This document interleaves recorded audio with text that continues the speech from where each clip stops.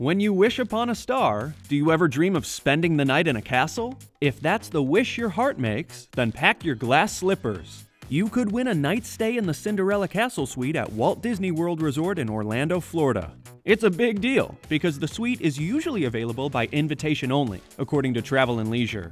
But a charity contest benefiting the Orlando Magic Youth Foundation will get you and 3 guests in the door for one night only. If you want to channel your inner Cinderella, don't take your evil stepsisters. The 2-day, 1-night vacation includes round-trip flights to Florida, theme park tickets for 2 days, a VIP tour, and a nice waterfront dinner.